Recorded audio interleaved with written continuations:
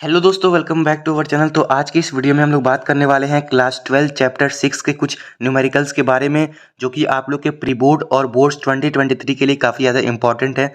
तो सबसे पहले जो हमारे सामने क्वेश्चन है वो है, name the factors for RNA polymerase enzyme which recognises the start and termination signals on DNA for transcription process in bacteria.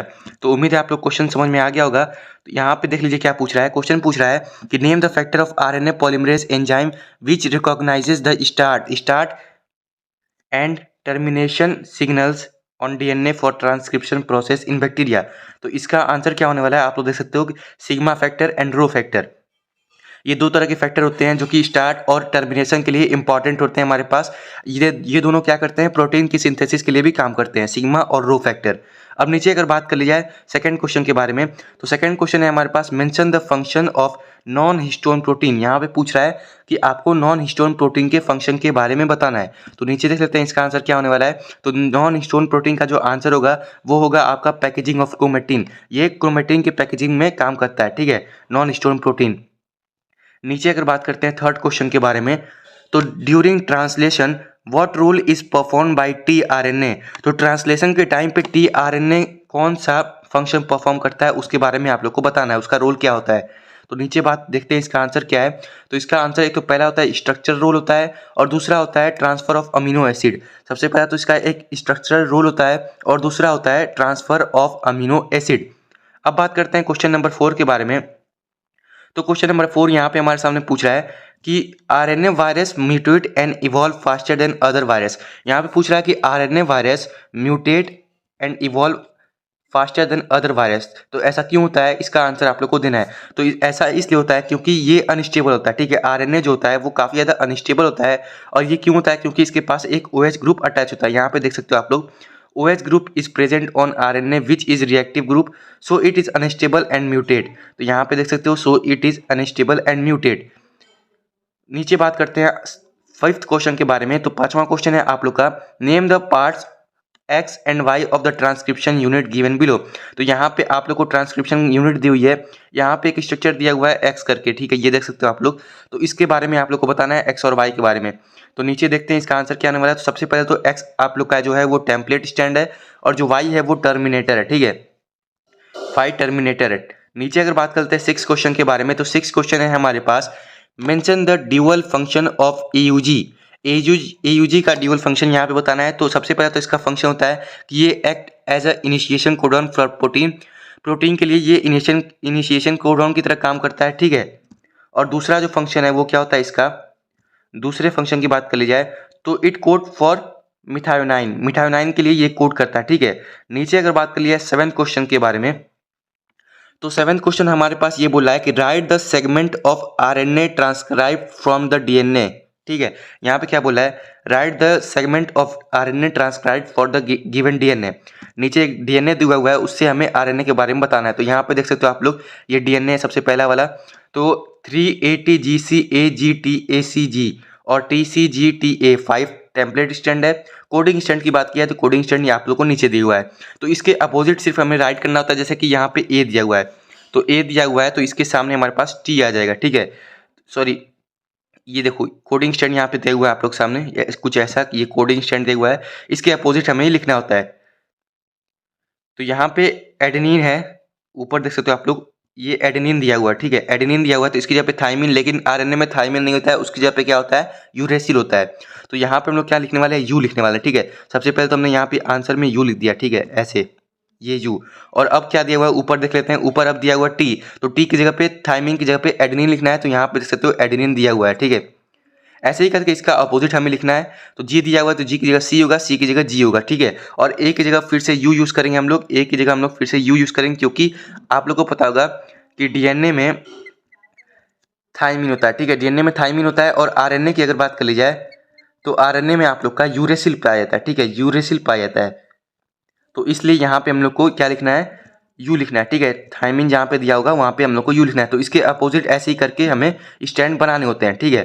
तो यहाँ पे आप लोग सिंपली इसका आंसर देख सकते हो क्या दिया हुआ है, 5UACGUCAU GCAGCAU 3 dash in RNA T is replace by you. देखो यहाँ पे दिया भी हुआ है, ठीक है।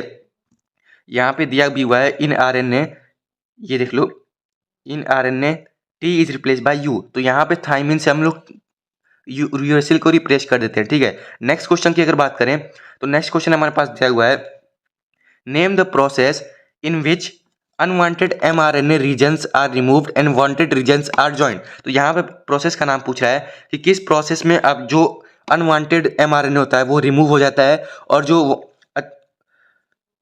जो वांटेड रीजन्स होता है वो ज्वाइन हो जाता है। तो सबसे पहले आप लोग को इसका एक स्ट्रक्चर पता होना चाहिए।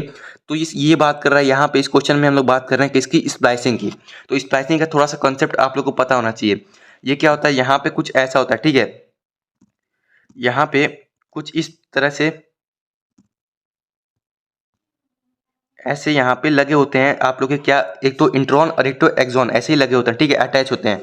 कुछ इस तरीके से इंट्रॉन और एक्सॉन अटैच होते हैं। तो ये जो इंट्रॉन होते हैं, ठीक है, ये जो आप लोग इंट्रॉन देख रहे हो यही क्या होते हैं, रिमूव हो जाते हैं, क्योंकि ये अनवांटेड होते हैं, ये कोई भी काम नहीं करते हैं प्रोसेसिंग में, ठीक है। तो ये क्या हो जाते हैं, ये रिमूव हो जाते हैं, ठीक है। इसी को रिमूव कर दिया जाता है, इसी चीज़ को रिमूव कर दिया जाता है। फिर आप लोग के पास सिर्फ क्या बचता है, एक एक्सॉन की स्टैंड बचती है जो कि कुछ इस तरीके से होती है। एक्सॉन की स्टैंड होती है जो कि इसी प्रोसेस को हम लोग क्या बोलते हैं, स्प्लाइसिंग बोलते हैं। किस प्रोसेस को, कि जो एंट्रॉन रिमूव हो रहा है और जो एक्सॉन है वो अटैच हो रहा है, जो एक्सॉन है वो लिंक हो रहा है, ठीक है, एक्सॉन है वो लिंक हो रहा है। यहाँ पे हम लोग लिख देते हैं एक्सॉन लिंक हो रहा है, इसी प्रोसेस को हम लोग क्या बोलते हैं, स्प्लाइसिंग बोलते हैं, ठीक है। इस प्रोसेस को हम लोग बोलते हैं स्प्लाइसिंग। तो यहीं पे इसकी बात की जा रही है। उम्मीद है आप लोग को ये समझ में आ गया होगा कॉन्सेप्ट, बहुत ही सिंपल कॉन्सेप्ट था। तो यहाँ पे इस क्वेश्चन का आंसर क्या होने वाला है, हमारे पास स्प्लाइसिंग होने वाला है। देख सकते हैं यहाँ पे आरएनए स्प्लाइसिंग। अब बात करते हैं 9th क्वेश्चन के बारे में। तो give the initiation codon for protein synthesis, name the amino acid it codes for, ठीक है। तो यहाँ क्या पूछ रहा है, यहाँ पूछ रहा है name the initiation codon for protein synthesis and name the amino acid it code for. तो इनिशिएशन कोडॉन को प्रोटीन जो सिंथेसिस कर रही है उसके बारे में पूछ रहा है, और फिर अमीनो एसिड जो वो बनाता है, ठीक है, उसके बारे में पूछ रहा है। तो आइए इसका भी आंसर हम लोग देख लेते हैं। तो इसका आंसर है, जो इनिशिएशन कोडॉन होता है उसका आंसर है AUG, ठीक है। और ये किसके लिए कोड करता है, अभी हमने ऊपर भी पढ़ा था इसके बारे में, ये मिथायोनाइन के लिए कोड करता है। 10th क्वेश्चन के बारे में देख लेते हैं। In which direction the new stand of DNA synthesis during DNA replication. तो आप लोग को भी पता होगा कि 5:3 से यहाँ पे स्टार्ट होता है, ठीक है, 5 से स्टार्ट होता है 3 तक, ठीक है। जो डायरेक्शन होता है न्यू स्टैंड का, जो न्यू टेम्पलेट बनता है, यहाँ पे आप लोग देख सकते हो कुछ इस तरीके का होता है। तो यहाँ से जो न्यू टेम्पलेट बनता है हमारे पास, यहाँ से जो न्यू टेम्पलेट बनता है ऐसे, ये तो ओल्ड वाला ऐसे ही रहता है, और जो न्यू टेम्पलेट बनता है वो किससे अटैच होता है, हमारे पास अटैच होता है 5 एंड से, ठीक है, 5 एंड से अटैच होता है, 5 एंड से 3 स्ट्रैंड पे, ठीक है। तो ये यहाँ पे पूछ रहा था। अब बात करते हैं हम लोग कुछ 2 मार्क्स के क्वेश्चन के बारे में, ठीक है, 2 मार्क्स के क्वेश्चन के बारे में बात करने वाले हैं।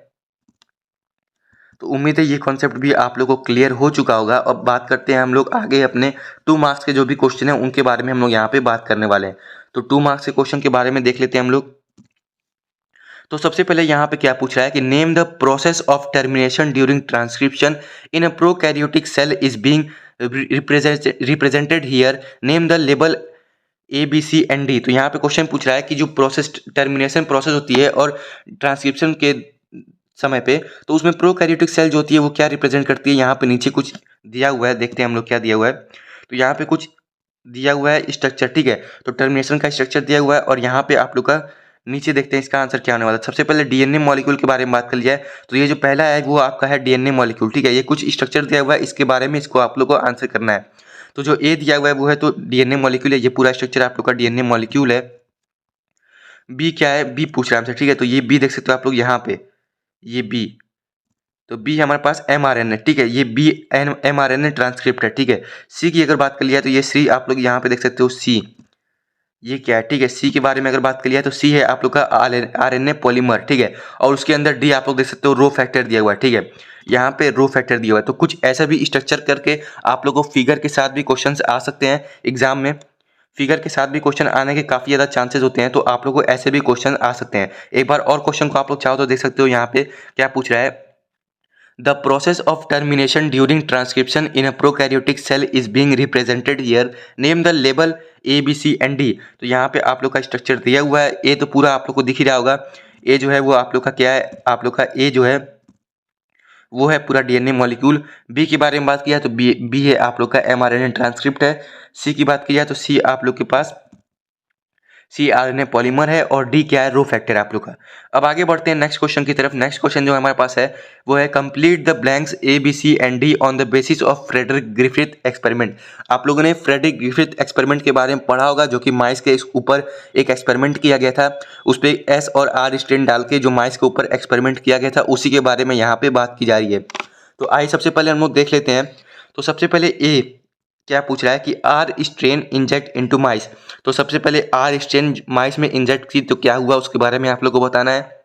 और फिर बी पूछ रहा है कि एस स्ट्रेन हीट किल। ठीक है, यहाँ पे आप लोग को ये चीज़ ध्यान देना है। ठीक है, एग्जाम में ऐसा पूछता है कि हीट किल, तो कई बच्चे इसको नहीं देखते हैं। ठीक है, तो इसको सही से आप लोग को देखना है और इसको सही से आप लोग को देखना है। ठीक है, हीट किल्ड पूछा है। ठीक है, S strain heat killed injected into माइस।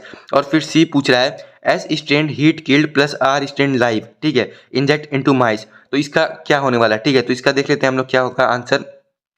आंसर है कि देखो सबसे पहले जो सबसे पहला केस था हमारे पास कि क्या था, सबसे पहला केस कि एस स्ट्रेन इंजेक्टेड इनटू माइस। तो अगर एस स्ट्रेन माइस में इंजेक्ट किया जा रहा है तो माइस क्या हो रहा है, अलाइव हो रहा है। ठीक है, माइस क्या हो रहा है, यहाँ पे देखते हो माइस मर जा रहा है। ठीक है, अगर एस स्ट्रेन यहाँ पे इंजेक्ट किया जा रहा है तो माइस क्या हो जा रहा है, डाई हो जा रहा है। अगर एस स्ट्रेन हम माइस में इंजेक्ट कर रहे हैं तो माइस क्या हो रहा है, वो डाई कर जा रहा है। ठीक है, फिर बात करते हैं आर स्ट्रेन की। आर स्ट्रेन अगर हम माइस में इंजेक्ट कर रहे हैं तो यहाँ पे देख सकते हो क्या दिया हुआ है। अगर हम आर स्ट्रेन माइस में इंजेक्ट कर रहे हैं तो माइस क्या है, लाइव है। ठीक है, यहाँ पे माइस मर नहीं रहा है, यहाँ पे माइस लाइव है। अब फिर आगे बात करते हैं, आगे बात कर रहे हैं एस स्ट्रेन जो कि हीट किल्ड है। ठीक है, एस स्ट्रेन जो कि हीट किल्ड है तो उससे क्या हो रहा है हमारे पास, उससे भी माइस लाइव है, मतलब कि इससे भी माइस मर नहीं रहा है। ठीक है, एस स्ट्रेन हीट किल्ड तो इससे भी माइस लाइव है। अब नीचे बात करते हैं, हमारे पास क्या है, एस स्ट्रेन हीट किल्ड है। ठीक है, तो इससे लाइव रहेगा, लेकिन आर स्ट्रेन लाइव है इंजेक्टेड इनटू माइस।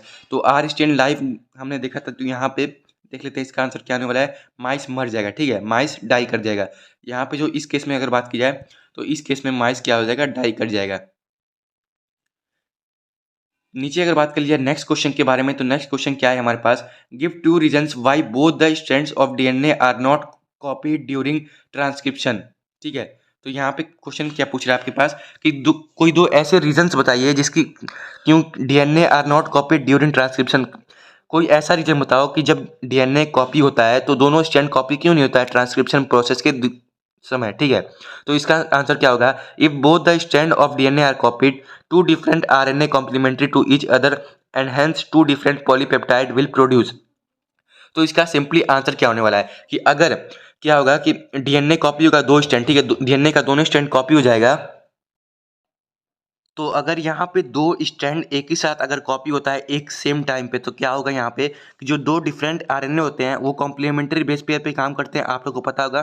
तो वहाँ से क्या होगा कि डबल स्टैंडर्ड आरएनए फॉर्म हो जाएंगे, जो कि क्या करते हैं कि ट्रांसलेशन की प्रोसेस को नहीं करते हैं। तो इसलिए यहाँ पे सेम टाइम पे मतलब कि आप लोग के जो दो स्टैंड होते हैं एक ही टाइम पे कॉपीड नहीं होते हैं। ठीक है, if both strand of DNA are copied two different RNAs complementary to each other and hence two different polypeptides will produce. दो तरह के पॉलीपेप्टाइड बन जाएंगे और एक ही डीएनए सेगमेंट प्रोड्यूस करेगा दो तरह के पॉलीपेप्टाइड, तो इससे कंफ्यूजन पैदा होती है। ठीक है, the genetic information machinery becomes complicated. देखो यहाँ पे वही चीज़ बता रहा है कि अगर एक ही डीएनए से दो तरह के पॉलीपेप्टाइड प्रोड्यूस की जाते हैं तो यहाँ पे थोड़ा सा कॉम्प्लिकेटेड हो जाता है, कंफ्यूजन पैदा हो जाती है। ठीक है, एक तो रीजन ये हो गया। दूसरा रीजन क्या हो गया आप लोग का, दूसरा रीजन है कि the two complementary RNA molecules produce simultaneously would form a double stranded. देखो जो मैंने अभी आपको बताया कि अगर अलग अलग टाइम पे दोनों कॉपी बननी है, सॉरी अगर सेम टाइम पे दोनों कॉपी बननी है तो क्या होगा कि दोनों स्टैंड जो होंगे वो क्या करेंगे, अगर सेम टाइम पे कॉपी करेंगे तो दो डिफरेंट तरह के आरएनए बनेंगे जो कि कॉम्प्लीमेंट्री बेस पेयर पे काम करेंगे, और उससे क्या होगा कि डबल स्टैंडर्ड आरएनए फॉर्म कर जाएगा। ठीक है, उससे क्या होगा कि डबल स्टैंडर्ड आरएनए फॉर्म कर जाएगा, जो कि क्या करेगा, डबल स्टैंडर्ड आरएनए फॉर्म कर जाएगा जो कि ट्रांसलेशन की प्रोसेस को नहीं करेगा। ठीक है, do not proceed for translation. ठीक है, do not proceed for translation, तो ये क्या करेगा, ट्रांसलेशन की प्रोसेस को रोक देगा। इसलिए यहाँ पे ये दोनों स्टैंड एक साथ कॉपी नहीं होते हैं। तो उम्मीद है आप लोग को ये चीज़ समझ में आई होगी, इस कॉन्सेप्ट को भी आप लोग को क्लियर हो चुका होगा। आगे बढ़ते हैं अपने नेक्स्ट क्वेश्चन की तरफ। एक और इसमें दिया हुआ है सी। ठीक है, आरएनए पॉलीमरेज आरएनए पॉलीमरेज एक और इसमें दिया हुआ है सी करके एक और ऑप्शन है, उसको भी आप लोग को देखना होगा, ठीक है। यहाँ पे एक और चीज़ दी हुई है तो देखते हैं उसको भी क्या है। RNA polymerase carries out polymerization in 5-3 direction, ठीक है, and hence the DNA stand with 3-5 direction, polarity acts at the template stand any of two, ठीक है। तो यहाँ पे देख लो आप लोग, डायरेक्शन दी हुई है कि आरएनए पॉलीमरेज होता है कैरीड आउट पॉलीमराइजेशन का कैसे होता है, ठीक है, 5-3 डायरेक्शन में होता है, ठीक है। यहाँ पे देख सकते हो आप लोग 5-3 डायरेक्शन में होता है and hence the DNA stand with 3-5 polarity act as the template strand. तो यहाँ पे इस डायरेक्शन में आप लोग का जो होता है वो पोलीमराइजेशन होता है। नेक्स्ट क्वेश्चन की बात करते हैं, mention any 2 applications of DNA fingerprinting. ये काफ़ी ज़्यादा इंपॉर्टेंट क्वेश्चन है, कई बार पूछा गया है, ठीक है। एग्जाम्स के पॉइंट ऑफ व्यू से, प्री बोर्ड और बोर्ड के पॉइंट ऑफ व्यू से कई बार ये क्वेश्चन पूछा गया है, ठीक है। Mention any 2 applications of DNA fingerprinting. तो इसके हमें 2 एप्लीकेशन बताने हैं। तो सबसे पहला एप्लीकेशन क्या है कि to identify criminals in the forensic laboratory, ठीक है। क्रिमिनल्स को सबसे पहले तो यही है कि क्रिमिनल्स को आइडेंटिफाई करने के लिए फॉरेंसिक डिपार्टमेंट में, इसके लिए भी काफ़ी ज़्यादा इंपॉर्टेंट यूजफुल है। और दूसरा जो आंसर है हमारे पास वो क्या है कि टू डिटरमाइन द रियल और biological parent in case of dispute, ठीक है। ये हमें क्या करता है कि भाई किसी भी डिस्प्यूट में, किसी भी केस में हमें रियल पेरेंट के बारे में बताने में हेल्प करता है, ठीक है। नीचे अगर बात कर लिया नेक्स्ट, एक और इसका वो है, तो to identify racial group to rewrite the biological evolution. आप लोगों को कोई भी 2 लिखना है, यहाँ पे क्वेश्चन में 2 ही पूछा था तो हम 2 ही देख लेते हैं, लेकिन यहाँ पे तीसरा ऑप्शन भी आपके सामने है, ठीक है। नीचे अगर बात कर लीजिए हम एक और क्वेश्चन के बारे में, तो नेक्स्ट क्वेश्चन है हमारे पास, name the 4 criteria which a molecule must fulfil to act as a genetic material. तो क्या ऐसे 4 क्राइटेरिया हैं कि जो एक मॉलिक्यूल को जेनेटिक मटेरियल की तरह बनाते हैं, ठीक है। तो नीचे देख लेते हैं इसका आंसर क्या होगा, it should be able to generate its replica. सबसे इंपॉर्टेंट पहला पॉइंट है, इसे क्या होना चाहिए, अपना रेप्लिका बनाने के कैपेबल होना चाहिए, ठीक है। अपना इसको रेप्लिकेशन करनी आनी चाहिए, ठीक है, एक जेनेटिक मॉलिक्यूल होने के लिए, मटेरियल होने के लिए। सेकंड अगर बात की है, शुड बी केमिकली और स्ट्रक्चरली स्टेबल, ठीक है। ये क्वेश्चन पूछा गया है, स्टेबल होना चाहिए, ठीक है। और स्टेबल कौन सा होता है, स्टेबल आप लोग का होता है डीएनए। आरएनए अनस्टेबल होता है, क्यों, क्योंकि उसमें ओएच ग्रुप अटैच होता है, इसलिए आरएनए अनस्टेबल होता है, लेकिन डीएनए स्टेबल होता है। तीसरे ऑप्शन की बात कर लिया, तीसरा जो हमारे पास पॉइंट है वो क्या है, should be able to express itself in the form of Mendelian character. अपने आप को एक्सप्रेस करना चाहिए मेंडेलियन कैरेक्टर के फॉर्म में, ठीक है। जो एक हमारे पास जेनेटिक मटेरियल का वो कैरेक्टरिस्टिक होता है, तो उसको क्या करना चाहिए कि मेंडेलियन कैरेक्टर के रूप में एक्सप्रेस करना चाहिए, ठीक है। और वो स्टेबल भी होना चाहिए, उसके साथ साथ उसको अपना रेप्लिका बनाना भी आना चाहिए।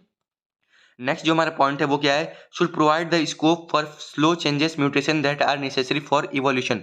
तो वो अगर एक जेनेटिक मटेरियल उसको होने के लिए क्या करना चाहिए, उसको स्लो म्यूटेशन यानी कि धीरे धीरे जो चेंजेस होते हैं, वेरिएशन होता है, उसको करना चाहिए, जो कि क्या होता है इवोल्यूशन के लिए नेसेसरी होता है, ठीक है।